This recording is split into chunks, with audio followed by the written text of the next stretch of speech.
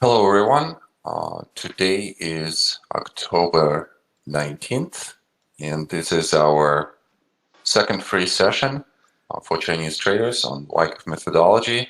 I'm Roman Bogomazov, and today with me, as usual, Jagobin translating. Hi, Mike. 大家好，今天是10月19号，今天是我们微科夫研究所第二次给大家的免费视频。然后呢，今天跟我做翻译的还是我的学生赵国本，然后他介绍了自己，他是罗蒙波格马佐夫教授。All right, so just to avoid all of the questions, first of all, I apologize. My internet connection was not on. And I don't know what's happening. There's some construction on the street, so very rarely that we lose the connection here in Bay Area, in San Francisco, but sometimes it happens, so my apologies.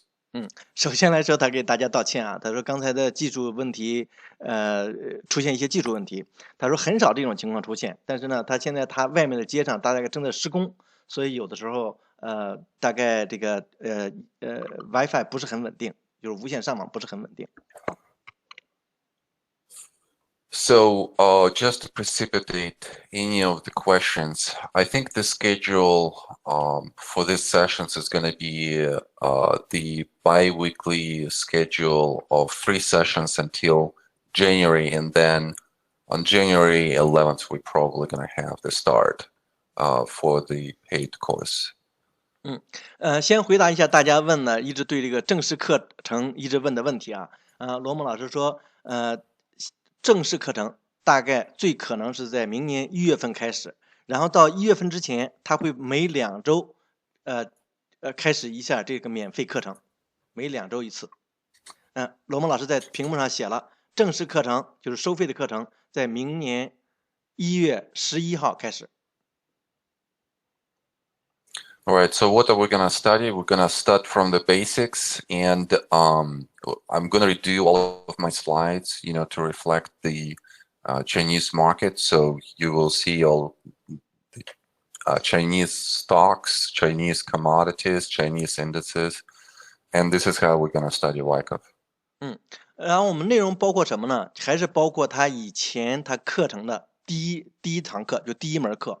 目前来说，他大量的工作都在于什么？在于替换，把他因为他原来的那个课程里面的图表，股票图表都是美国的，他现在把它全部换成中国的股票、期货或者是那个指数等等这些东西，他做大量的工作这些方面。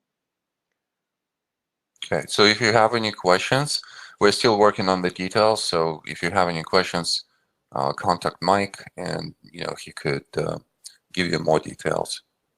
他说，如果大家有什么问题的话，因为我们现在还在把这个教程正在完成教程阶段，所以大家有什么问题可以给我们发邮件，给我发邮件也可以，因为我可以读中文嘛，所以大家可以把这个意见和建议都发给我。好，谢谢大家。Okay. All right. Now let's go to the material. 好，我们开始讲课。So today we're going to start with the discussion of the markets because it's extremely interesting right now. There is a lot of volatility that comes to the market. So let's just review. 我们今天先谈一下上证指数，因为现在上证指数比较有意思。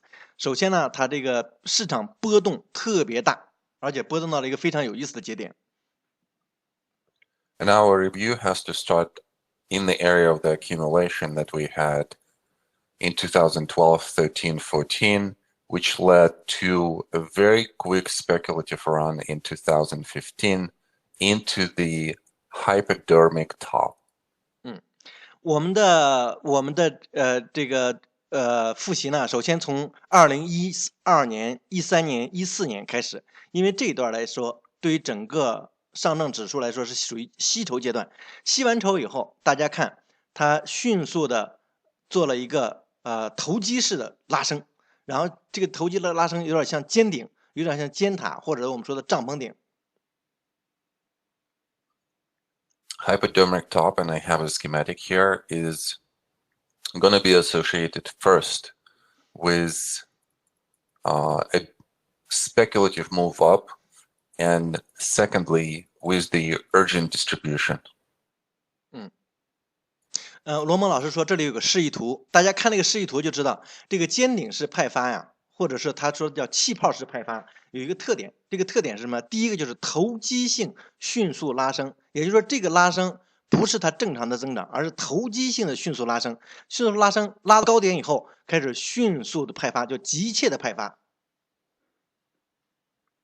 As I'm studying Chinese markets and how Chinese markets behave, I'm realizing that a hypodermic top is a very common occurrence in the Chinese markets.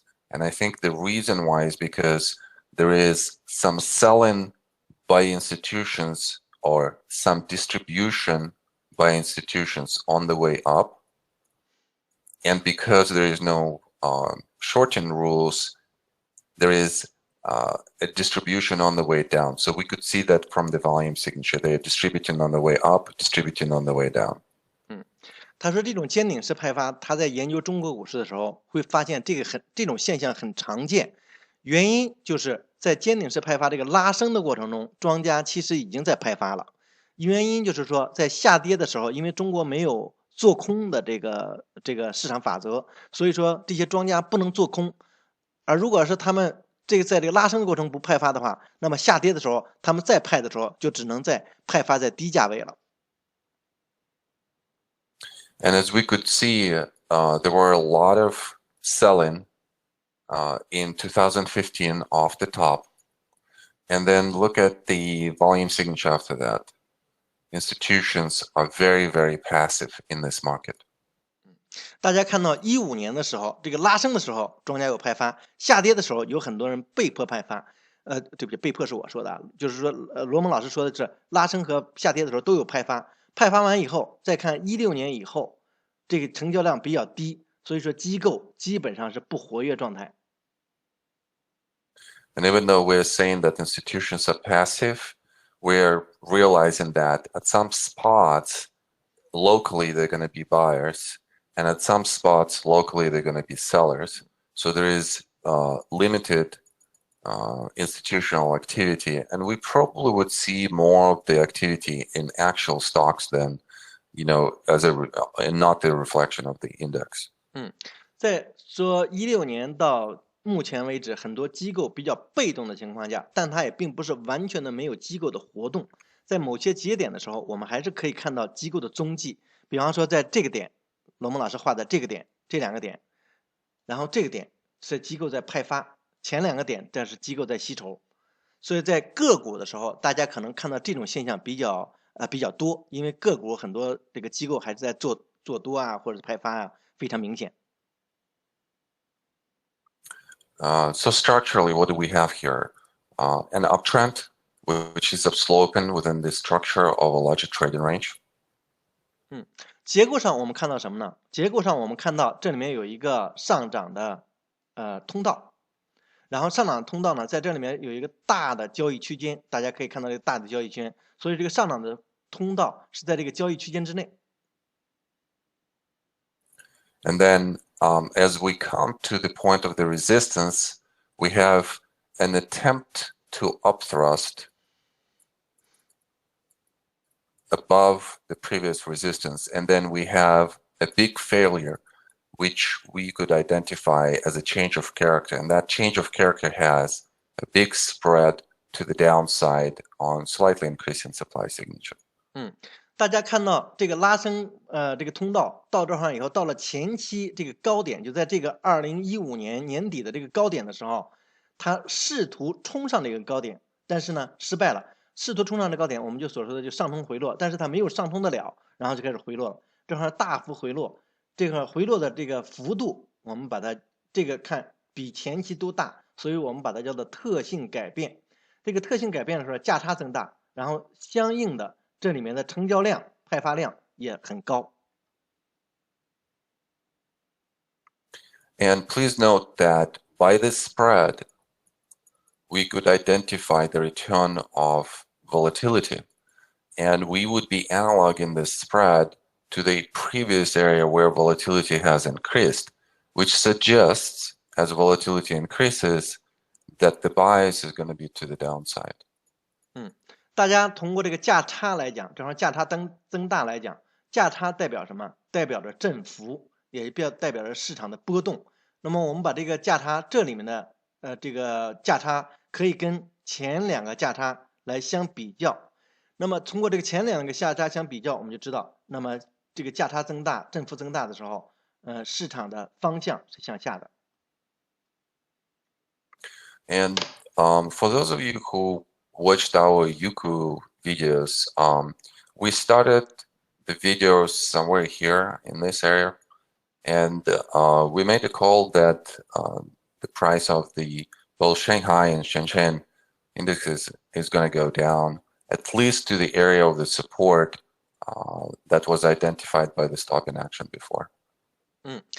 罗蒙老师说，如果大家以前看我们的优酷那些录像的话，那么大家可能有印象，在这个点位的时候，罗蒙老师曾经说过，这里市场非常弱，非常大的可能性，这个价格下滑，滑到至少在这个支撑点。另外一个，罗蒙老师说，最近我们会把优酷的那些个录像再重新放回去。And as the price goes down to the level that we identified as the first target, we see that there is a consolidation here. And by the size of the rallies, we're realizing that there is no big lift. Therefore, there are no bias.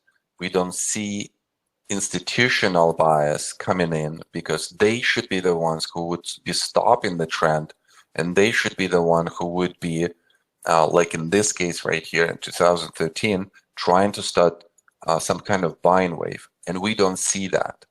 Okay, Rama, I clearly remember what you said here.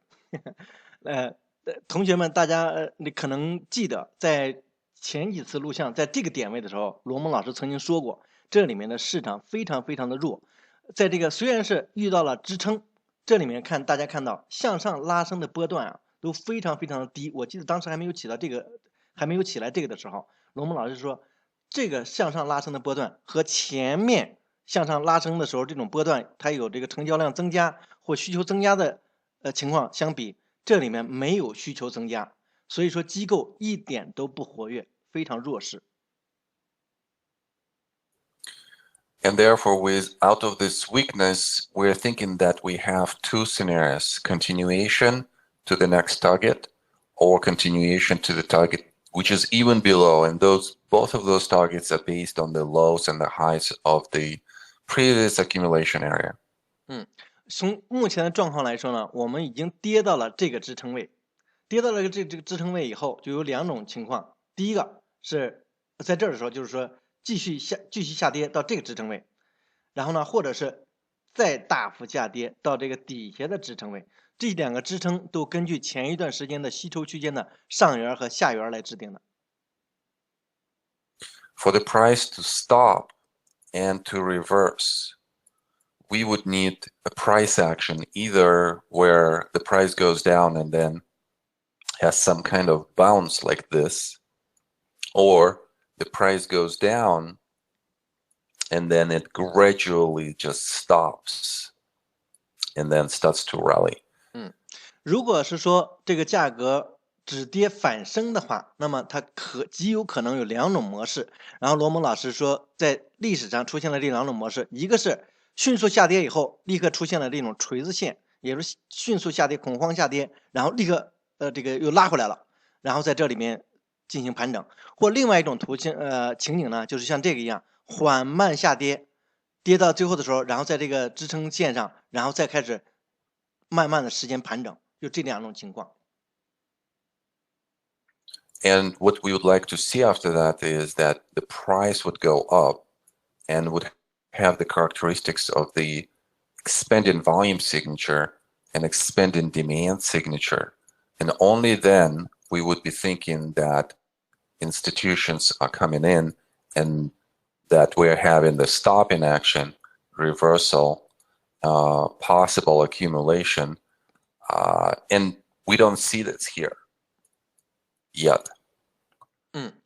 在这种这两种情况下的盘整完以后，我们希望看到，如果是大家要看到反转，市场真正的反转的话，希望看到的是迅速价格的拉升，在这两方面黄色的上去价格拉升，然后同时相应的成交量会增加，成交量增加就代表着需求增加，在这种情况下，我们还希望也看到这里面有一些吸筹现象的存在，也就是在这里是下跌终止行为，然后呢终止行为完以后转向，也就是转向上，希望这里面有吸筹，这个时候只有在这种情况下，才我们说机构出现了，机构的踪迹，机构在活动，而在目前来说，我们没有看到这种现象，也就是说没有看到机构的活动。Therefore, we're still in the downtrend, and it's still a question of where we're going to stop. 所以说我们的结论是，目前我们还在下跌的趋势之内，那么跌到哪里能够止停，不知道，大家要继续观察。All right, well, let's look at the daily chart. 好，我们看一下日线图。And here I'm using a schematic that is called, that comes from a TP formation of the distribution. 然后罗蒙老师呢，把他的示意图再次放上来，这个叫做尖顶式派发，或者是它的这个 TP 是一个印第安的帐篷，这个帐篷非常尖，像个尖塔一样，所以说也叫尖塔式派发或尖顶式派发。And here in the TP formation, we're seeing that the first move to the downside is going to be that distribution by institutions. 也就是在这种尖顶式派发的时候，大家看到，首先下降的时候，这里面有机构在派发。In this case, we're seeing that the distribution has happened both on the way up and then on the way down, here and then here. 大家在咱们这个上证指数的这个案例里面，大家看成交量里面看机构的活跃，机构的派发，在拉升的时候，机构有派发；在快速下跌的时候，机构也在派发。So after such distribution, the institutions are just inactive. 在派发完以后，机构处于不活跃状态，在示意图里是这样。And that's what create that kind of like apex formation. 所以说在咱们的图形上呢，这块机构也不是特别活跃，也就是派发量没那么大了，而且它出现了一个三角形，或者叫楔形，因为楔形是向上的，这块出现我把它画成三角形，是因为底边是平的。Then there is some capitulation on the way down by some weak hands that have some size, also maybe some institutions that are late to get out. The same happens on the way out of the next trading range, where some of the weaker institutions are selling their positions. But there is really not a big presence of institutions that we see in this downtrend. 在这里面呢，我们看到是跌破支撑，在那一刹那，很多比较弱的机构，也就是在一开始还抱有幻想，在拉升或者没有跑的机构，他们也放弃了。所以说这边出现了一个高量，这一个单日的高量。然后呢，又到这儿来，又是一个机构不活跃的阶段，机构继续大家在交易，有的人在派发。然后到这儿来又再次跳空下跌的时候，这又出现了一次，但这成交量比原来小得多了，又出现了一次机构的放弃。或者个人散户的放弃。And we said that there is a very long-term support that we hit, or somewhere here. So we're expecting some kind of resistance for the price to go down at some point. And today's bar is a big bar, right? So I don't know exactly where it goes. But it comes on the news that there is going to be some kind of resolution of trade talks. So all of this of 2018, all of this is associated with trade talks between China and the U.S. 大家在周线图上还记得，现在的价格跌到了一个长期来说的支撑位，而今天呢，我没有看图谱呢，罗蒙老师大概看图谱了。他说今天呢是有一个高量阳线在向上拉升，这个高量阳线大概今天有一个消息被放出来，说是这个大概是中美双边的贸易谈判大概要进行啊，还是怎么样，这么一个消息。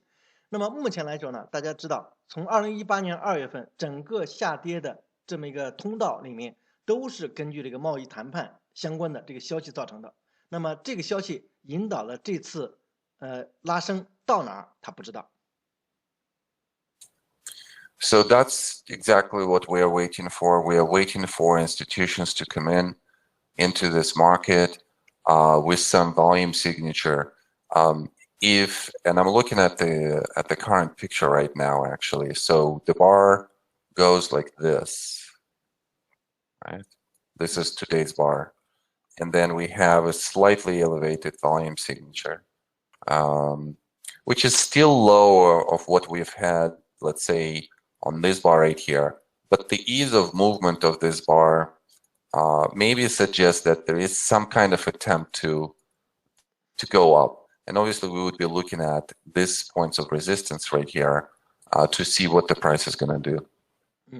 罗蒙老师说，今天的股票图谱他看了，大概是这个价差到这儿，然后呢，成交量比昨天稍稍高一点点，然后这种现象呢，就是相比这个 K 线来说，那么价差比较相似，然后呢，就是跟这个 K 线来说，价差比较相似，但是努力稍微小一点点，所以说他说这有向上的轻松移动的倾向。通过这个向上轻松移动来说，有可能还拉升还会持续几天，但到哪儿呢？这里面肯定有2个阻力线，一个这个是个阻力位，一个这个是阻力位。我们现在要密切观察的就是机构有没有进入，也就是说将来这里面有没有成交量，这个成交量从这里面看有没有机构的吸筹和需求进入。In the course that some of you are going to take, we're going to study the formation of the trading ranges. Because as you could see, it's out of the trading ranges where we have this movement that comes, right? So we want to study the behavior of the price and volume in those formation in order for us to predict what's going to come next. 在咱们的正式课程里，我们首先要研究的就是这种交易区间的形成。大家可以看到，股市都是这个交易区间它的盘整，然后迅速拉升或者迅速下跌，盘整迅速下跌。所以说，我们首先来说要研究的什么，就是这盘整阶段它有什么特点，这个特点，然后通过盘整，我们判断出将来的突破方向，这样大家才会盈利，才能会盈利那段最大的那个快速移动。So when we look at the trading range, we want to define 3 things. We want to define the bias, timing, and the character with which the price is going to start traveling out of the trading range. 然后呢，在罗蒙老师的正式课程里，对于交易区间，也就是盘整这段交易区间的研究的话，包括3个方面。第一，如果你看到这个盘整交易区间，你能够学会研究的话，你知道将来它的突破方向是什么。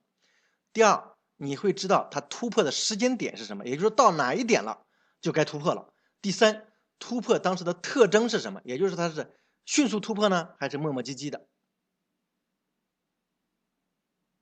All right, let's look now at something that you guys look a lot, and that is a chart of a steel. So what we're going to do is we're going to look at the long-term picture, then we're going to look at a short-term picture as well. 因为他知道大家很多人在做这个叫期货，所以说罗蒙老师说好，那既然大家喜欢期货，那他就讲一讲期货。All right. Well, we're going to start with the long-term picture. So we're seeing that there is some kind of climactic run into buying climax, and then a big change of character that defines that from non-trending environment, we're going to go into non-trending environment. We're going to create a trading range, and the low of the change of character is going to be identified as an automatic rally. 然后那个既然大家在看螺纹钢，这是螺纹钢的周线图，也就是他要看一看这个长期的情况是怎么样。那么从最早的时候呢，螺纹钢起来的时候，这个期货起来的时候，大家可以看到这个迅速的拉升，然后又迅速的下来的一个过程。所以说，它把这个叫做特性改变，也就是在这最高点，我们把它定义成购买高潮，这儿是自动下跌。这个自动下跌跌得如此之大，所以我们把它叫做特性改变，也就是和前面的拉升的特性已经完全变了。And please note, I'm using the schematic here, and look how the price closely follows the schematic. And climactic run, buying climax, change of character, and then add the law of the automatic reaction, which is being followed by an attempt to retest the buying climax. Attempt to retest the buying climax. 罗蒙老师把他的这个派发的示意图放在这里面，大家看这个示意图上讲的情景和这个真实的股票图形有多么的相似。首先呢，大家看这是个高潮拉升，也就这里面的高潮拉升，然后到这儿来购买高潮，也就是 BC 这点购买高潮，然后自动下跌，跌到一个支撑位，自动下跌，然后二次测试，看这两点都是二次测试，测试的是什么？测试的是购买高潮的这个点。Phase C is going to be associated, if we have a higher high, which we do, is going to be associated with the upthrust of the distribution action, and then a series of tests. And we see exactly that, an upthrust of the distribution and a test. 然后呢，在阶段 C 的时候，它对应的是什么？对应的是上冲回落，或咱们这个示意图上写的是派发后的上冲回落。这个上冲回落的定义就是说，它高于购买高潮这个水平线了，这个时候它叫做上冲回落。然后呢，上冲回落以后有一系列的测试，就是对这一点需求的测试。大家看真实的情况也是这样，这是阶段 C， 然后呢上冲回落。在这儿有高于前一段时间的派发后的上冲回落，然后一系列的测试。And then the next move is going to be to the downside, but it's going to be more pronounced, and there's going to be commitment to the downside below the area of the support on the sign of weakness, and then that's going to be followed by the last point of supply rally. 然后从上冲回落下来以后，基本上来说它的方向就是向下的了。它一直的，你看大家可以看到这里面有很多非常明显的特征。然后在下跌到底缘的过程中，会有一系列不断的向上的测试或者是派发，这些点位叫做最后派发点。大家看这儿有出现两个最后派发点，咱们这个真实图谱上又出现了2次、3次。甚至3次这种最后派发点。And what we want to see on the way down on the major sign of weakness is we want to see some breaks. Break of the support, break of the support, break of the support. And I put here dashed line, so you kind of could see that there are quite a lot of breaks to the downside, after which the price, tries to rally into the last point of supply, and then every time it just fails. And that starts to define a downtrend. 在下跌的过程中，大家看到会有一些个跌破支撑的情况。比方说这一点，罗蒙老师画了一个这个支撑线或者趋势线，在这里就是一个跌破，然后在这里面又是一个跌破支撑，在跌破了这个支撑趋势线的支撑，然后在这里面是跌破了底缘水平线的支撑，也就是在这构成了不断的跌破向下运动，构成了整个的下降通道和下降趋势。然后在这里面呢，刚才罗蒙老师说了，我没有翻译出来，就是在这里面出现一个弱势信号，在这儿大家看到2个弱势号，一个是次级的弱势信号，也是跌破中间的支撑位，一个是主级别的弱势信号，跌破了整个的这个水平位。So a lot of the times I have a question from students: would the actual price of the market follow the schematic closely? And obviously, it's not going to be extremely precise, but going from phase to phase, we're going to have the repeated price and volume behaviors because the price and volume on charts reflect the behaviors of people. And even when we talk about institutions, there are people behind institutions, so their behaviors are going to be repeated over and over. And if that's the case, a repeated pattern we will always be able to identify a repeated pattern. 然后在罗蒙老师教课的过程中啊，有很多学生一直问他，因为他一开始教的时候都是用示意图来教的，很多学生问他说：“你教的这个示意图非常的漂亮，但是呢，真实的市场会像你的示意图那样吗？”罗蒙老师的这个示意图是根据人性来制定的，也就是说人的行为的市场行为来制定的，它包括了价格和这里面只是有价格啊，真实的情况是有包括价格和成交量。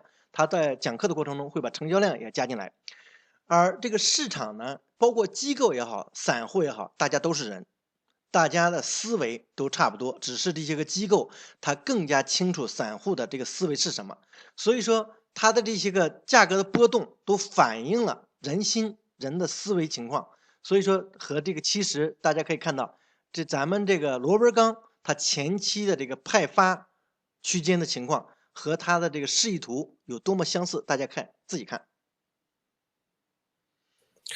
Now let's look at the downtrend.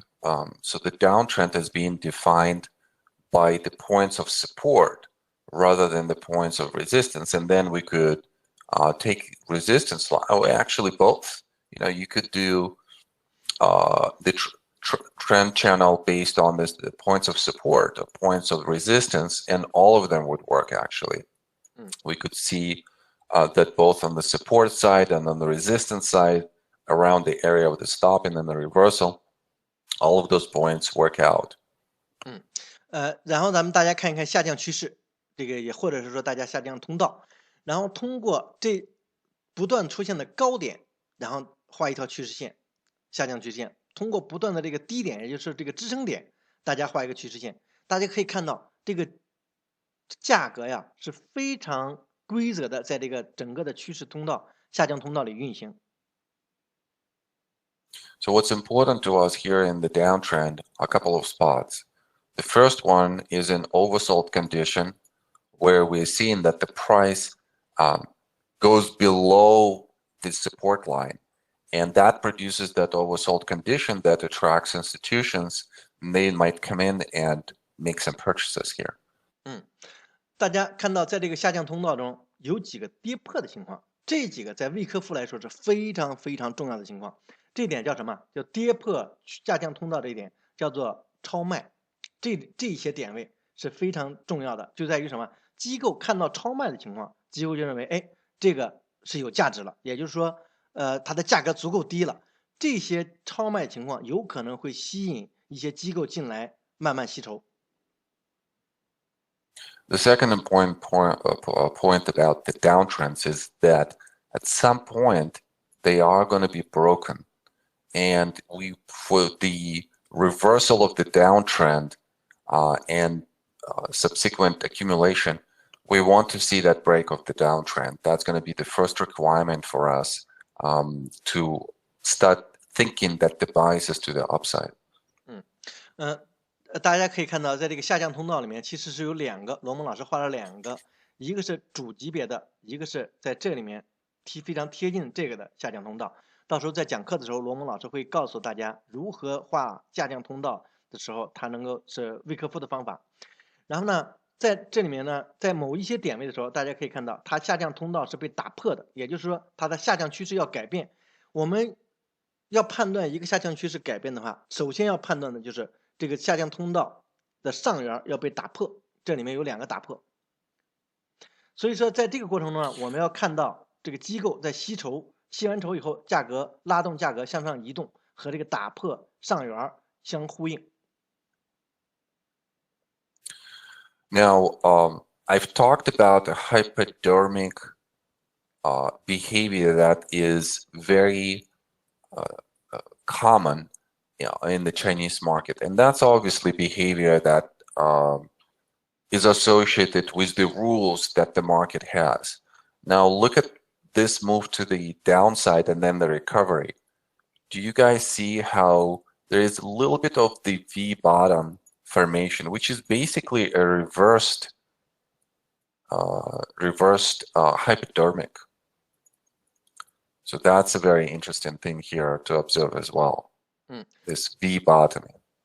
罗蒙老师谈到尖顶式派发的时候啊，大家可以看到它是一个倒的 V， 就是倒写的 V。因为这个尖顶式派发，和中国一个咱们国家股市的一个特点，就是说不允许做空，是相呼应的。然后呢，但是在这个图谱里面有一个 V 型的底，大家看到没有？这是个非常有意思的事情。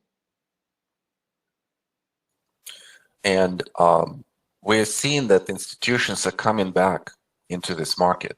They're coming back because the price is so oversold and the price is so depressed that it starts to present some value for institutions, and they're coming in and starting to aggressively buy this asset, and that produces the first aggressive rally to the upside. 这个 V 型底它的造成是什么呢？是机构进入造成的，也就是在跌破了这个下降通道以后，那么机构认为现在是超卖了，超卖的情况就代表什么呢？代表这个价格足够低，有价值，而且呢，所以说机构进入开始吸筹，大家看到他们所带动的就是价格的迅速转向一个 V 型。And look at where they're buying. They're buying off the lows into the high.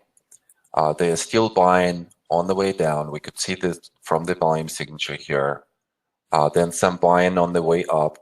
So that defines a value zone for institutional value zone. 然后呢，看看那么这些机构是在哪儿买的呢？大家看到机构是从底向上买的，然后呢，在下跌的时候，这个成交量还大，也就是从这下跌的时候，机构也在买，然后向上一点，机构也在买，然后这样的话，到二次测试的话，这样的话就构成了一个罗姆老师上一堂公开课讲的，叫做机构的价值区间，也就是在这个交易区间内，机构是吸筹的。So every time the price is going to go down into and violate that zone, this is where institutions are going to come in again, and they're going to produce some additional buying. And we could see that, in this area where the price was going down, that presented some short-term value, and on the overbought resistance that becomes a support now, they are buying because they're seeing the value, and they're pushing the price higher. 也就是机构它这个价值区间确定完以后，等到价格再跌回这个区间以后，在跌到这个上缘的时候，机构就开始进入，或者是跌进这个区间的时候，机构就开始进入，再去买。因为什么？机构的吸筹区间是在这个点位，也就是这个点位过去是超买的时候，但是呢变成了机构价值区间的时候，它就变成了一个机构再次进入买的这个点位。So now with their next buying, they're buying on the way up. They're buying on the next level. So as we define this new level, new value zone for institutions, we're seeing that the next time it's being violated, the price actually, has some kind of small demand coming in relative to the previous levels of the demand, and that's pushing the price up. So we are seeing the process where institutions are buying on the way up in this formation. 在这个图形大家来看，刚才说到这里是机构的吸筹的价值区间，也就是突破完以后呢，那么这个阻力位就变成了支撑位，也就是这个价格再跌回来的时候，机构又开始在这吸筹，相对应的就是这里面的成交量增大，然后机构在这里吸筹呢，吸筹这一段大家看，机构最活跃的吸筹阶段形成了下一个在不断升高的机构的价值区间。这个区间，然后呢突破完以后，这里面又变成了一个支撑线，然后等到价格再回到这个点位的时候，在这个位置的时候，机构又开始买入，相对应的就是这一段，所以说这个价格又开始向上涨了。所以说整个结构来说，机构在价格拉升的过程中在购买，在吸筹。Now, as we've identified elements of accumulation, we are being faced with the problem that at the higher level, we should have some kind of resistance and maybe even emergence of the supply. Also, we're facing the problem that institutions right now are inactive. They got into this long-term position. They're staying in this position. They're not selling this position, but they're not buying either. So not selling and not buying by institutions might produce a trading range or some kind of reaction. 罗蒙老师刚才讲到，就是在这3个点位的时候，是机构在不断的拉升的过程中，它在吸筹，在这3个点位。然后但是呢，它把价格拉升的过程中就遇到了什么？遇到前期的派发区间。大家看到这个前期的派发区间是在这儿的，所以说现在遇到这个阻力，前期的派发区间的阻力的时候，出现什么情况？出现在成交量减低。也就是机构不活跃的情况，不活跃代表什么？机构没有卖出，但它也没有买入。机构不买不卖的时候，有可能出现的情况，那么他说会不会出现一个震荡的，或者是这个交易区间？ So the if we would be looking at the long-term picture, and we would be thinking that there's some kind of one-to-one move out of this area of the consolidation. And we don't know exactly what's going to happen here short term. But if there's going to be some kind of continuation of the one-to-one move, we might have some scenario where the price might be up thrusting over the previous highs, long-term highs. And that would be just an attempt to overcome these highs that would need some kind of testing. So if we're thinking about the bias of continuation to the upside, we need to figure out what's happening here in this area short term. 大家看到这个吸筹啊，造成的是一个吸筹区间，然后造成了1:1的向上运动，也就是这个吸筹区间有多高的话，那么下一次向上运动大概有多高，所以这叫1:1运动。然后呢，这里面有吸筹，然后就造成了这个大概比较相似的一个高度的运动到这儿了。如果说我们说在这儿进行盘整，盘整成功的话，如果机构再次把这个价格拉升的话，那么这个1:1有可能到达前期的高点，不但到达了前期高点，如果是1:1的话，还有可能稍微突破一点。如果稍微突破一点，这也就造成了什么？就造成了上冲回落，也就是刚才说的，如果价格再上次运动，而且1:1的话，那么造成上冲回落。上冲回落，大家知道以后的事情发生什么？就是说向下调整，调整回这个区间之内。如果是我们这个运动会怎么样呢？我们还要看这一段期间的运动的价格运动的细节，我们要分析这段细节，才能知道下一次会怎么运动。So now let's look into this area right here. 那么好，现在我们研究一下这块的细节。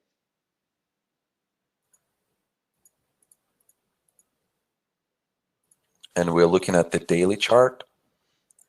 我们看日线。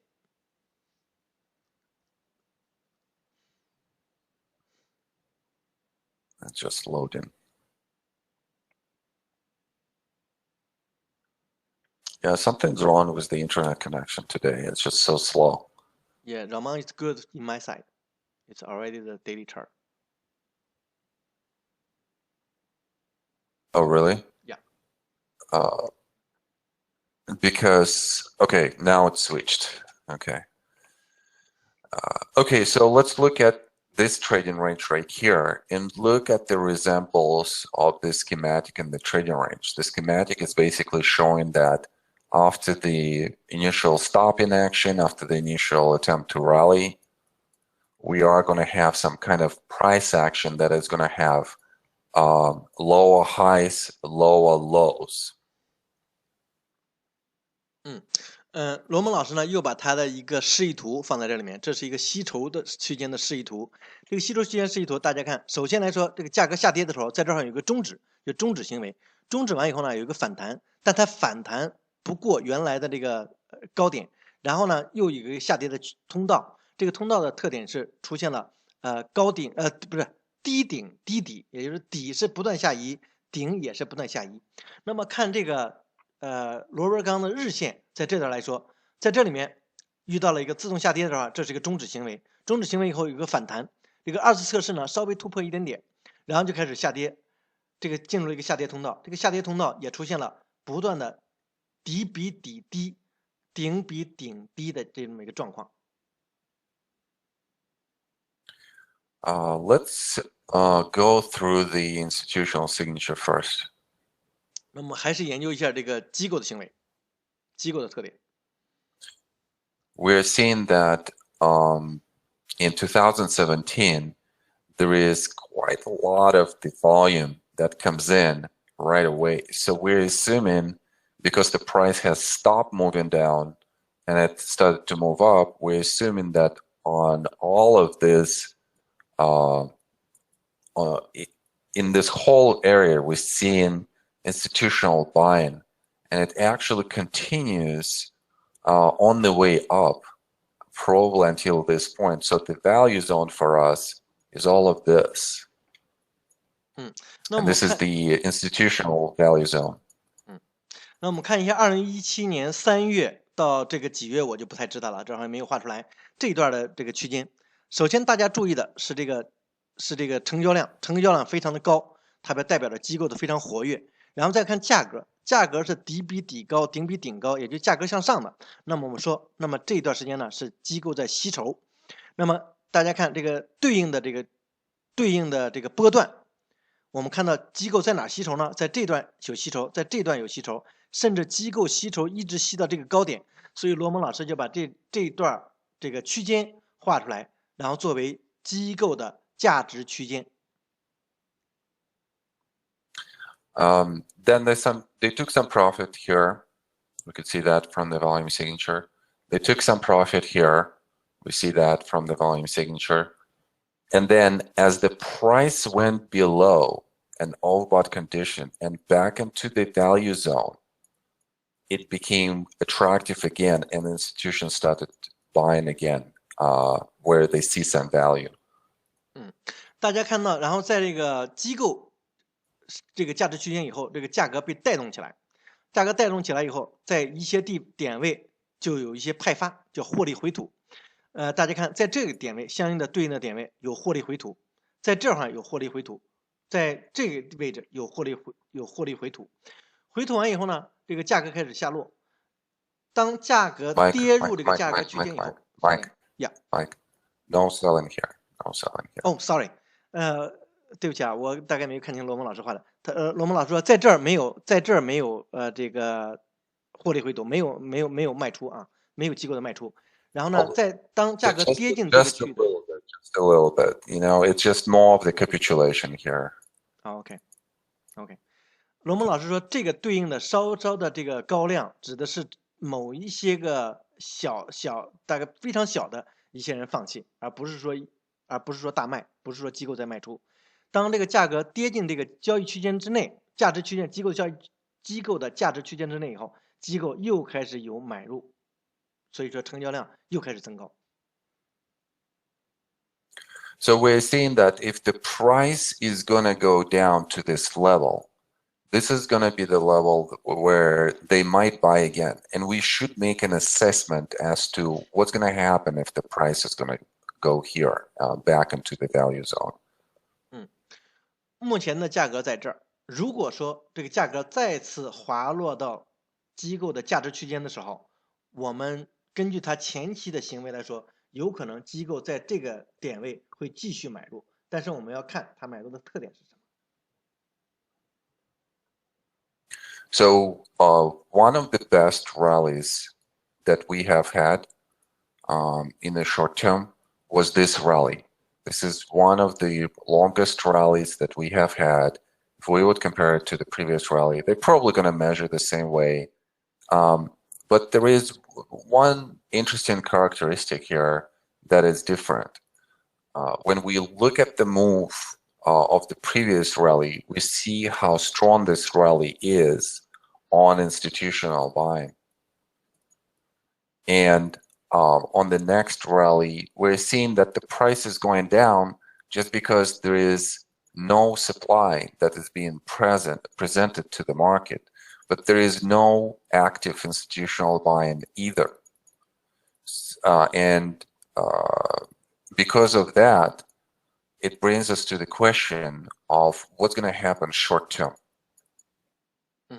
然后呢，大家看这两个拉升波段，也就是在这整个图上来说，有两个波段，是非常拉升波段，就上涨波段是非常显著的。那么其中包括这个波段和这个波段。那么这两个波段呢，在长度上来说，在高度上来说比较相似，但这两个波段呢，在特性来说是非常非常的不同。所以罗蒙老师希望大家将来研究的时候要研究细节。那么看这个波段，这个波段呢是机构，咱们刚才说了，机构是在这里面有吸筹，吸筹完以后，这个波段以后迅速拉升。然后在这里呢，机构在这儿少有吸筹，因为进入它的价值区间以后，机构稍在这里面有吸筹，到后来的时候，机构就不再活跃了，不再活跃，表现在这段拉升的过程中，上涨过程中，价格上涨的过程中，这里面其实它的怎么说呢？只是说供应少了，供应减少，也就成交量减少，代表着供应也减少，所以说它的价格有拉升。但是呢，同时呢，机构在这里也没有吸筹，也没有卖出。那么将来的情况会怎么样？我们要看一下，最近的情况表现是什么。So we have to look at what happens next in this area and compare that to the areas that we have identified before as potential selling or capitulation. 那么我们要研究这个近期情况，就研究在这段，然后相比较的就是前几段的这种下跌情况，我们跟它做比较，做类比。There is some volume that is coming in, and we've seen that there is some selling that is associated with this volume. 我们看呢，在这个价格回调的过程中，这里面有成交量上涨的情况下，我们说，那么既然是这样，我们说有一些人确实在卖出。But the selling actually recedes, and the supply is becoming of poor quality. 到这个波段以后的时候，我们大家看这个成交量减低了，也就供应减低了，也就卖出也在减低。Yes, and that happens with the price staying on the levels of the climactic action that was defined in phase A. 在这个成交量减低，也就是供应减低的这一块，它对应的是什么呢？对应的是价格在这个前期的购买高潮的附近，也就是这个购买高潮的二次测试是阶段 A。 And this is the first positive sign that the price can be supported at this level and not go down right away. 这个是比较积极的现象，因为什么呢？因为它的价格在这个点位或者在这个支撑位被支撑住了，而没有迅速的往下跌。The second positive is that even though some selling has come, meaning that the effort to the downside has increased, the result to the downside that we see is decreasing. So pressure to the downside does not push the price down, at least yet. 我们看到第二个比较积极的现象是什么呢？是尽管前期这块确实有一些个卖出，也就是说供应量增高了，但是呢，它的结果并不明显，也就是说，相比前面来讲，它的努力增加了，但结果并不大，结果比较小，所以说努力和结果不相符的时候，我们说这是第二个比较积极的现象。So to us, there are two main scenarios. One is going to be associated with the value zone, institutional value zone. If the price is going to go down, then there should be some support that is going to be found here like it did previously in 2018. And the second scenario is that if we stay here and we overcome short-term highs, then there is a possibility of a continuation to the upside and to the new high. So we need to look at everything that is happening in this range. 那么就有可能出现两种情况。第一种情况呢，就是价格有可能还会继续下跌，然后跌到这个机构的价值区间，也就跌到这个价值机构要进入买入的这个区间之内，和上次的情况一样，机构有可能进入买入，然后把价格反转。另外一种呢，就是说价格没有跌破这个小的这个区间，那么价格呢？向上拉升，突破了前几次的这个点位，有可能这个价格就会继续拉升，然后突破。All right, well, let's look at the short-term picture. 然后呢，我们更详细的往里面去研究，看看怎么样。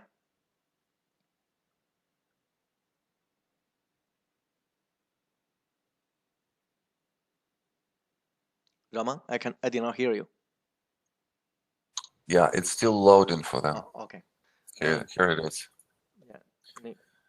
Okay, so we're seeing that this formation has also a downsloping formation. 这是小时图，然后呢，那个罗蒙老师截取这个小时图，就在刚才大家看的那个下调的那个区间之内，那个通道。So we need to compare the rallies and reactions. 我们把它拉升的波段和调整的波段都进行比较。So we're seeing a rally number 1, 2, 3, and then 4. 它现在把 And 拉 it's 升 going 的 to 波 be 段， those rallies. Go ahead. 它现在把拉升波段，然后标记为1、2、3、4这4个波段，然后呢，它现在也在画这个成交量或者是需求量。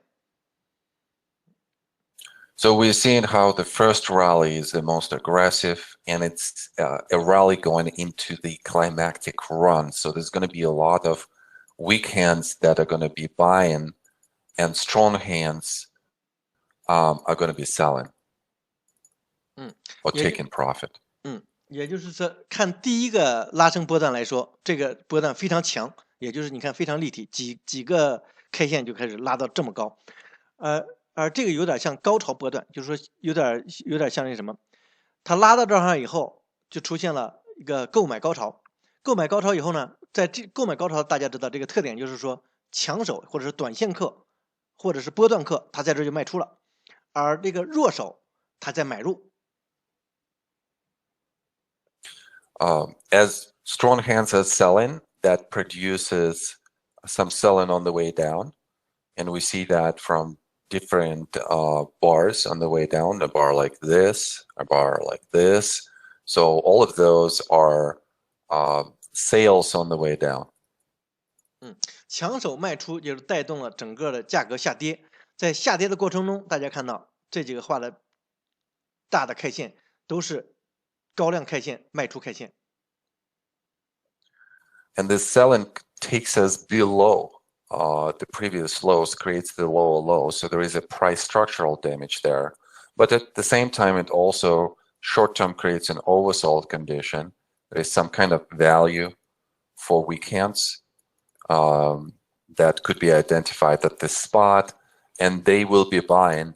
And this buying is going to be reflected in the volume signature. But as the price fails, we could assume that there's going to be some kind of continuation to the downside. 价格下跌，它其实跌破了前期的支撑，跌破完以后，大家看它造成了一个什么？造成了又是一个比较有价值的地方，就是很多人说，哎，价格够低了。那么其实这些人是谁？是弱手，弱手认为这里面是有价值的地方，然后弱手开始买，买完以后呢，价格又开始反转向上，反转向上呢，大家看到这里面有基本成交量，但是在这块失败的时候，就是反转没有需求了，没有动力再继续拉升价格的时候，这时候又开始大幅下跌。The weak hands were hoping that the price is going to go higher and that the price is going to overcome the previous level of the resistance. But it fails, so therefore they are capitulating on the way down, and that's why the volume signature is increasing here. It's increasing because weak hands are capitulating. 弱手本来在这个拉升波段里说，它期望是价格能够继续上涨，而且突破以前的阻力位。但是呢，价格在这里面，这个向上拉升波段在这里面就开始失败了。失败完以后，这些弱手也开始迅速放弃。弱手也就是在这里的买家，他们放弃的时候，就造成了在这些下降波段里面更高量的卖出。So therefore, as they give up their positions on the way down, on the next rally, they're going to be less active. 他们在这块放弃完以后，卖出筹码以后，那么再下一波的拉升的时候，他们就不会像以前那么积极了，也就是比以前没有以前那么积极了。And that produces another price failure. 所以说，在这块还没有到前高的时候，又开始失败了。这次拉升又失败了。That suggests that the short-term bias is going to be to the downside, and most likely, again, we're going to have a lower low. 也就是那么这种在这儿失败，放弃，就说这个价格又开始反转向下，而且反转向下呢，这次又出现了一个底比底低的情况。But on the way down, we've seen how supply signature is diminishing, suggesting that the selling is exhausted as well. So we have a big increase in the supply as we go into the middle reaction, and then we have a diminishing supply signature. 在这个下降波动中，大家看到的其实是供应的逐渐减低。那么将与前一段这一段时间不一样的是，这一段时候在下降的过程中，供应是增加的，而在这段供应是减低的。So at this point, we would say that sellers are exhausted. 也就是说，卖出的人基本上供应已经豪竭了，也卖出豪竭了，豪尽了。Now, the biggest question now, if sellers are exhausted, then what about the buyers? Are they exhausted? Do they have any power to lift the price up? 我们问题出现了，如果是供应已经被耗尽了，也就是卖出被耗尽了，那么买家呢？他们是累了被耗尽了呢，还是他们有继续能力来把这个价格拉起来？ And we've seen that the next rally is actually slightly overcoming. It's kind of like up thrust in the previous high.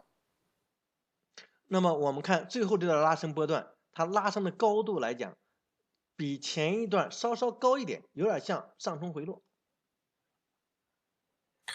And we also look at the character of the rally, and we're seeing that there is some buying that is being associated with maybe this area right here.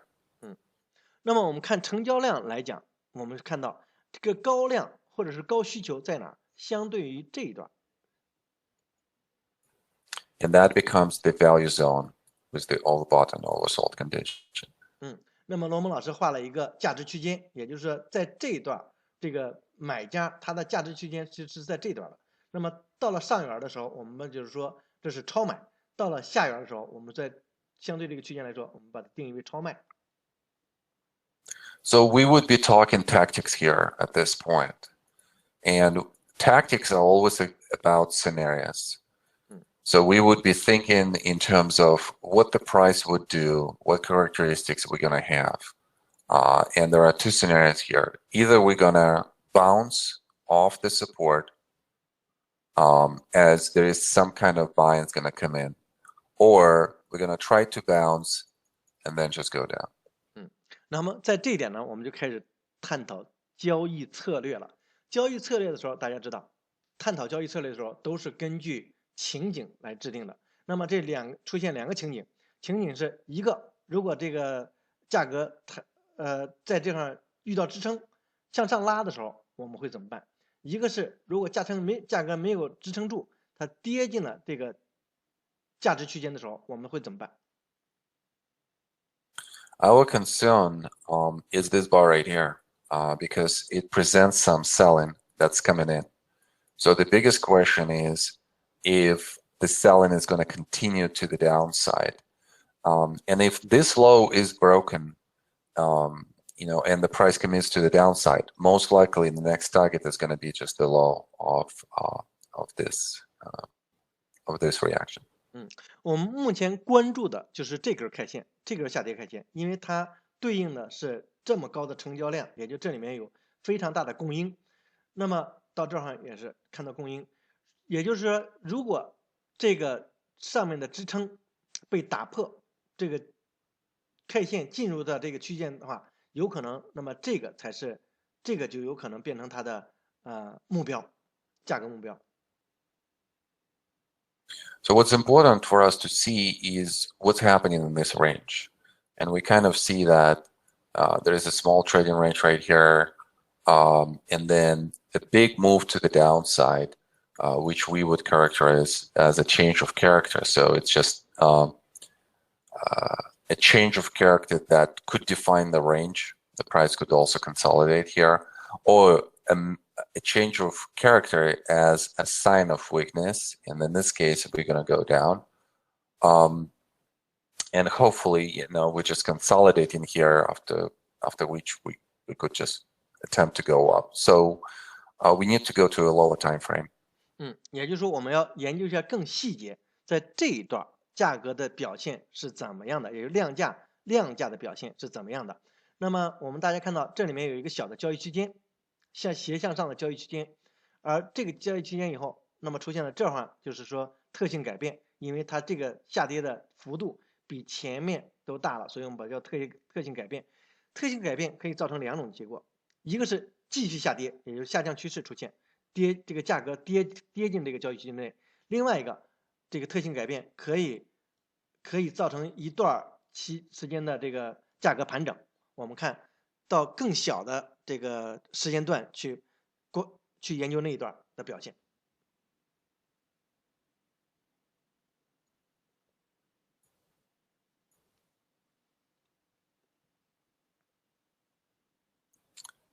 It's still drawing mic for them. Okay, here we go. Okay, so this is a 15 minutes. 这是15分钟线图。Okay, and we're just looking at the latest move to the downside. And obviously we would be comparing that, to the previous attempts to go down, and they kind of all have the same structure, right? So they have some kind of pre-consolidation before that, the last final run, and then a reaction. So there are definitely analogs here. 我们刚说的那个小时图，就是这段下跌的这个，就是这一段。然后呢，我们肯定要跟前一段的下跌波段来做类比。那么它们呢，结构上都比较相似，都是前期有一段这个盘整阶段，有一个盘整阶段，然后拉升，然后下跌，盘整阶段拉升下跌。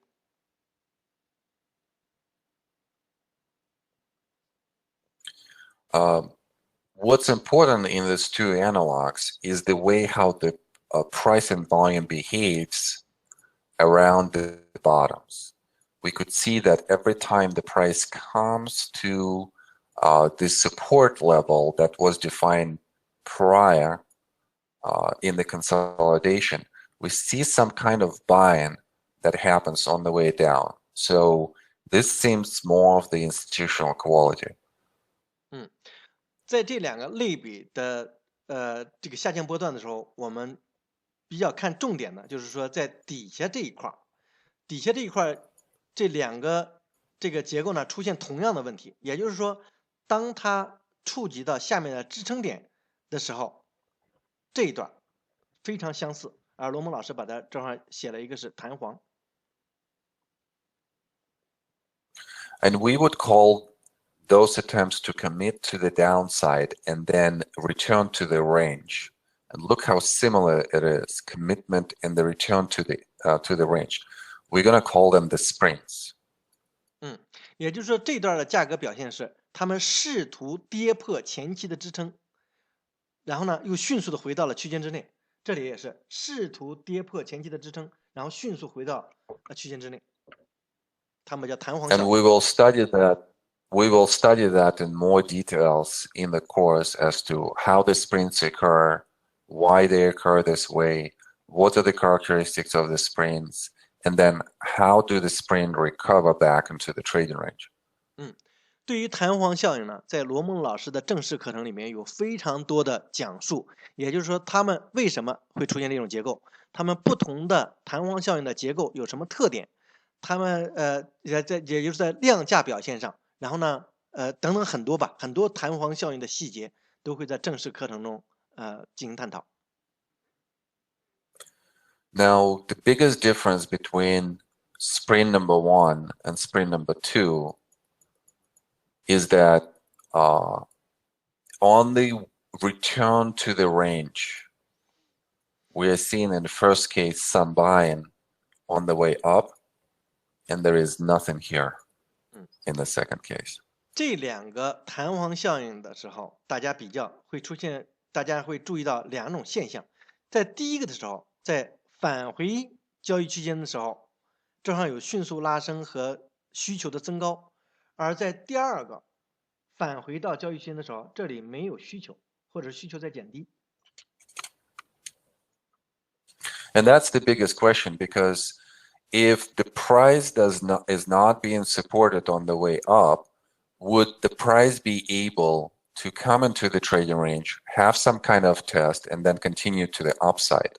Or would it just fail and undercut the previous support? 这里面就出现问题了。如果在这一段拉升波段中没有需求进入的话，那么后面的情况会怎么样？有两种，一个是在这里面形成一个小的交易区间，也就是说价格继续在这震荡，但是停留在交易区间之内，然后有需求进入的时候，然后再拉升。另外一个就是根本就没有需求，价格也没有支撑，迅速就跌到这个往向下跌，继续下跌了。So therefore, all of your trading decisions, short-term decisions is going to be based on how the price behaves. And I have not seen today's data yet, so you have to tell me what has happened. But if we are going to test and we will be able to hold to the support, and then specifically, after that, overcome the previous short-term highs on a bar like this, then most likely we're going to continue to the upside. 罗蒙老师说他没有看今天的 K 线图呢。如果你们大家有一直追踪在螺纹钢的话，可以告诉他，今天的表现是他在这里盘整，然后有一根阳线拉起来呢，还是怎么样？还是另外一种情况？ And obviously, if the price consolidates below the support, then the most probable scenario is the break to the downside. 另外一种情况就是说，如果是说在这里面进行盘整的话，没有支撑的话，没有需求的话，那有可能价格会继续下跌。So what you have to do is something that we as humans don't like doing. You have to wait and to see how the price is going to unfold. 所以在这种节点的话，我们需要做的就是说，我们大多数人都不愿意做的，就是等待，等待看这一段的表现到底是什么。All right, now let's look at even lower time frame, 5 minutes, and we're looking at the last reaction to the downside. 那我们看更低的时间段，5分钟图，然后看最后一段时间的下跌表现。And again, we kind of seeing the same picture where there is some selling on the way down, but then there is some buying around the point of value. And please note how this value point actually comes as an oversold, short-term oversold condition, and there is some buying here that stops the downtrend. 罗蒙老师在这个5分钟图里面，他画了一个交易通道，也就是在交易通道的底缘都是超短期的，就是非常短期的这么一种支撑，也是一种超卖的点。在每一个超卖点的时候，都会有支撑，有那个买家进入买起来。然后呢，另外罗蒙老师画到了在这些线段的时候，也就是阴线在这儿阴线比较高的地方都是有部分卖出，但在这儿有买入。So we kind of see that there is some buying that has happened here on the way up, maybe slightly before that on these bars. So we would be thinking that the value zone is somewhere here. So if the price comes back into this value zone and breaks it, then we would be thinking that the bias short term is going to be to the downside. If the price can hold on to this level and then try to go up, then we would be thinking that the movement is going to be to the upside. 罗蒙老师画了一个交易区间，也就在这里面是个短期的这么一个价值区间，也就在这里面有买入，甚至买入有可能在这些节点都有可能有。然后呢，那么就看今天的交易的表现是怎么样。如果是说这个买卖平衡，被打破，而且这个价格进入到这里面，有可能那么它的这个方向是向下的。如果是在这里能挺住，又买上去了，也就是说这个价值区间是一个支撑的作用，那么价格有可能是向上的。大家可能看到今天的表现了，大家可以讲一讲今天怎么样。All right, well, that's it for today. Let's entertain any questions if we have, Michael. Mike, if we have any comments, I could also comment on that. 好，今天罗蒙老师的讲课就已经讲完了，然后大家看看有什么问题没有。Ramon, there's a student question. He asked the phase C is a testing. Is the phase C testing for the phase A, the selling climax, or the secondary test, or the bottom of down point previous phase C? Mm-hmm. Not this distribution, the No accumulation. distribution. Yeah, For the accumulation. accumulation, he's asking. Okay, let me just find it. Okay, let's look at this chart. So the question is phase C, what is the test of phase C, right? Yes. Yes. So phase C lows are going to be testing the previous lows that were created in phases B and phases A. And because in phase A, we're going to have some kind of supply coming in. So in phase B, we're testing that supply. Is it present or not? Is it capable of moving the price lower down? And in phase C, we also will be questioning, do we have any supply that's coming in phase C? And is the price able to be stopped and then come back into the range? So this is the test of supply that was in phase A and phase B.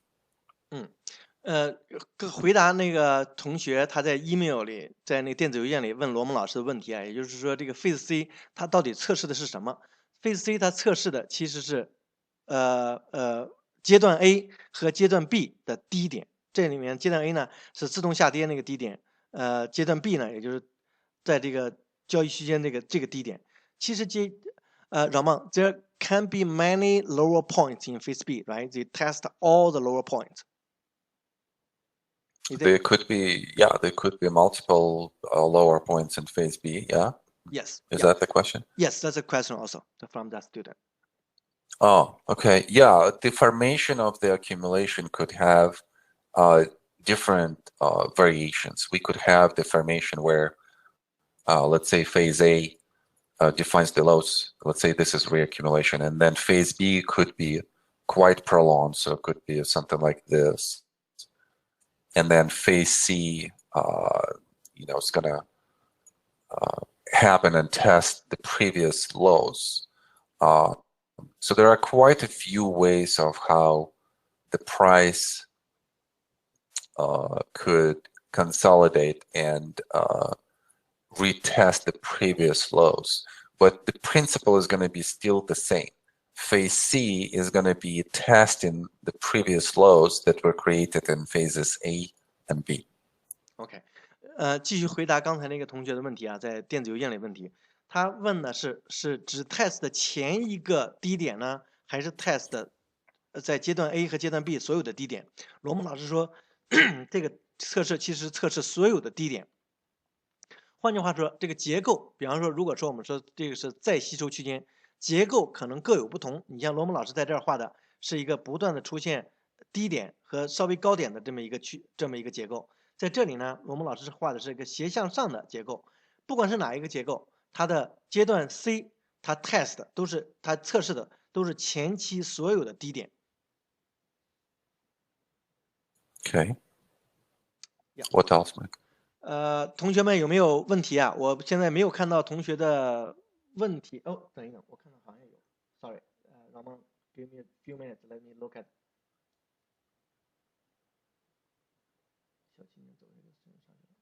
Oh, I think the students answer your question about the RB0 deformed steel bar.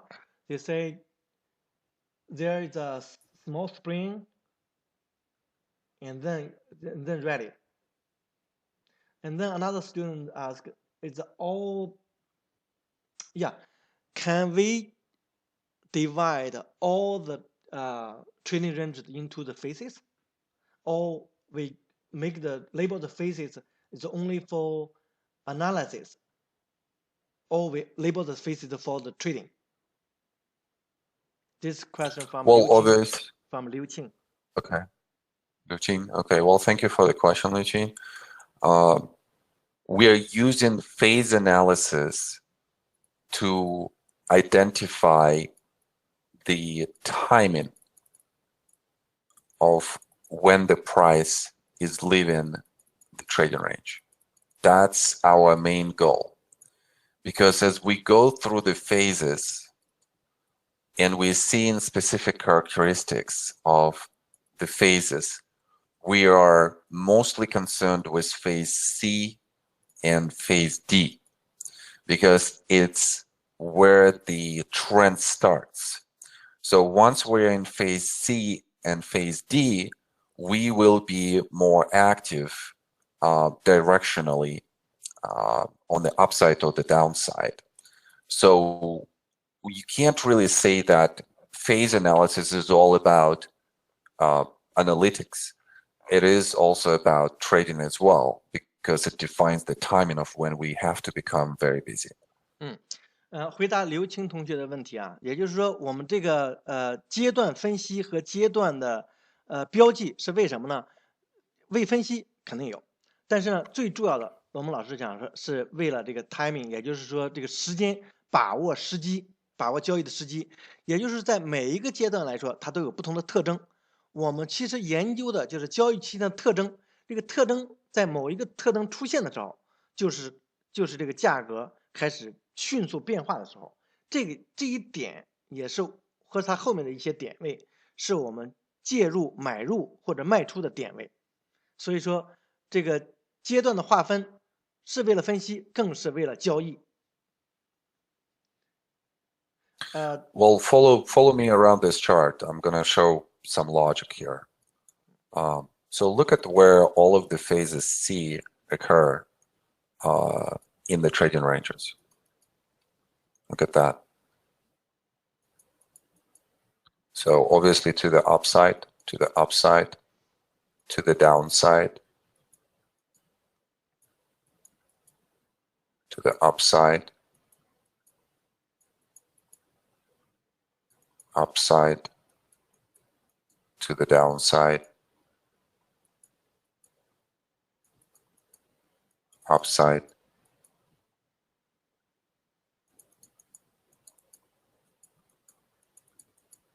so you kind of could see that phase C emerges as the last test before the move in the direction of the bias. So we're extremely concerned about identification of phase C because that's what's going to help us to make money. That's what's going to help us to get into the position and then to make that trade. And we're looking here at the daily. So, you know, for those of you who are intraday traders for this particular commodity, it's extremely important to identify smaller trading ranges. and anticipate the moves out of those trading ranges. And that's the whole key to the phase analysis. 我再把罗蒙老师说的再翻译一下大家可能看以前的我们放在优酷里面的录像的时候，知道罗蒙老师讲了一个大的交易区间里面包括非常多的小的交易区间，所以说罗蒙老师在这里面呢，也是把这个整个大的交易区间，然后画了很多小的交易区间。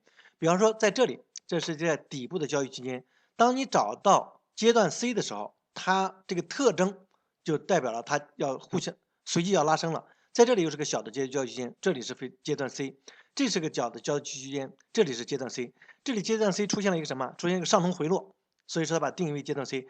上冲回落的阶段 C 代表什么？代表了价格要迅速下跌。这里面是一个交易区间，这里是阶段 C， 迅速拉升，这里阶段 C 拉升，这里阶段 C 上冲回落以后又开始下跌，这里出现阶段 C 拉升。所以说你每次找到阶段 C 的时候，它其实就是代表着价格要迅速运动了，而且这里是将你是做交易的时候你的介入点位。And this is what we're going to study in the course that's going to start in January, hopefully on January 11th. We're going to study the characteristics of different phases, which will allow us to define the timing of our entries. 也就是在我们正式课里面，对于阶段 C，如何划分，它的特点是什么，我们研究的很多。也就这些研究和你的学习，应该对你这个交易的时候哪点介入，应该有帮助，很有帮助。Okay. Okay. There's a question. Can we see in the up move on the left? I think 上升趋势中的左侧测试 UT 是左侧的测试 UT 时是 CO 的运作。李涛，艾迪娜，李涛，我不明白你这个问题，你大概要重新问一下。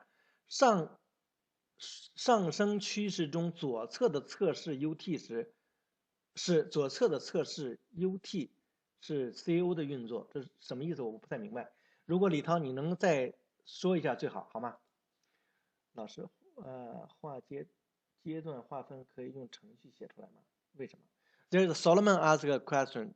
Can you make a computer program to divide or label those phases? I have not. A lot of people have tried and they have shown me how they did this. And unfortunately, I have not seen a single software program that would identify the phases correctly. And I think it's very difficult because there are so many variations that we could have, as I have shown to you guys. So it's either has to be the program that accounts for all of the variations and all of the characteristics. Otherwise, it's just I have not seen anything valuable in the software that could help us out with phase analysis. 回答 Solomon 的问题啊，就是罗蒙老师有很多人找到罗蒙老师，把他的计算机程序和这个表现给他看，说这是我们对阶段的划分和标记。但是罗蒙老师说呢，这个股市变化太多太复杂，各种各样的情况都发生，也就是从过整体来讲，他还没有见到一个计算机的程序能够对于阶段的划分，做的特别好的这么一个程序还没有。Another question is, in the trading, the most difficult part to judge is what happened next. What we are doing is a hyperbolability thing, and the phase analysis or the phase division labeling is kind of like we want to improve the probability. Is that right? If we purposely divide any trading range into phases, is it too subjective? This question from Liu Qing again. Yeah, I think it's a very valid question. I think it's a very good question because when we look at the chart, there is always going to be some kind of subjectivity that an analyst is going to have. So our goal with the studies of the price and volume behavior is to be as close as possible to the correct identification. And obviously, it's going to require some time and some practice, but you know, and sometimes we're going to make mistakes. There is no doubt about this, and I don't want to be untruthful to you guys and say that, you know, for instance, even with all of my experience, I know exactly what's going to happen. That's not the case. So it's only through the practice, and we're trying to identify the price and, you know, the volume characteristics correctly. So it's going to take some time, you know, to get there. 我念一下刘青的问题啊，刘青的问题是交易里最不能确定的就是后面的行情，我们做的只是一个概率，分阶段是为了提高概率的一种方法，对不对？然后有时刻意的去划分这些阶段，会不会太主观？罗蒙老师说呢，刘青这个问题问得非常好，这个划分或者说我们判断对这个阶段的研究啊，确实是存在主观的成分，而且呢，我们要做的就是说更加准确的，或者是最大程度的去进行正确的观察和判断。当然了，所有的这种观察和判断呢，都存在一定的主观的因素在里面。而且这种提高概率的研究呢，只能是说你通过大量的实践和大量的那个实习练习来进行达到。确实存在主观的因素，但是呢，但你通过这种研究和练习以后，确实能够提高很大概率的去提高你这种研究的概率或正确的概率。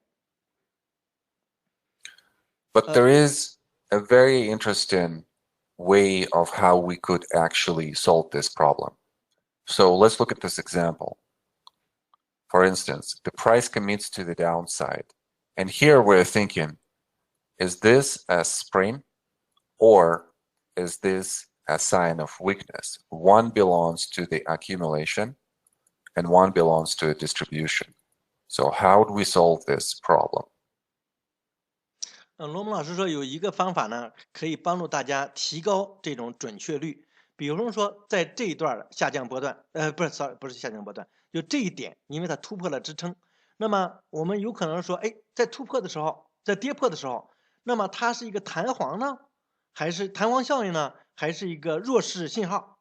那么这弹簧效应，它就是说，它是在吸筹；在弱势信号的话，它也表示它在派发。那么我们如何能够提高这种判断的概率呢？